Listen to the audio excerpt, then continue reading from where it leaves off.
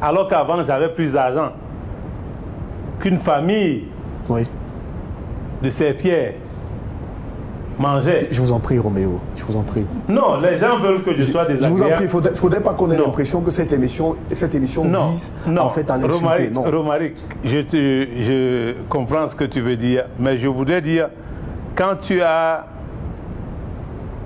apporté autant d'appui à des gens, quand tu as dans une famille qui était démunie, sorti de ton argent pour enterrer des gens et entendre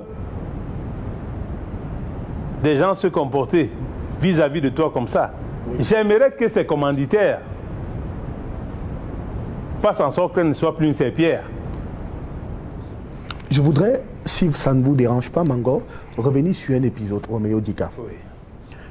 Si ça ne vous dérange pas qu'on continue de parler de son ex-femme avec sa dernière sortie, qui de vous divorce de l'autre? Qui quitte l'autre entre vous deux? Parce que Alacia TV, elle a clairement dit que c'est... Je voudrais envoyer tout le monde au tribunal de Bobigny. Tous ceux qui vivent en France, au tribunal de Bobigny.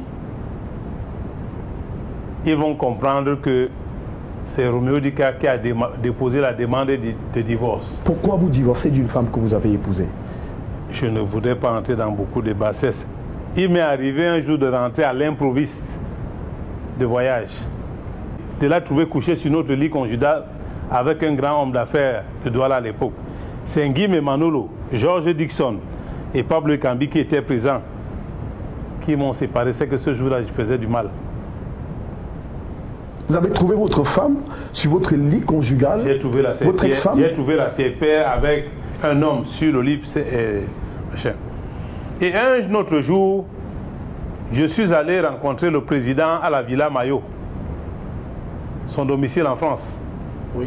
Je l'ai trouvé avec M. Baba Amadou, qui était à l'époque son conseiller spécial, qui est devenu ministre à un moment donné, je crois qu'il est sénateur. Tout à fait. Je lui ai apporté 3 photos que les services secrets français m'avaient apportées.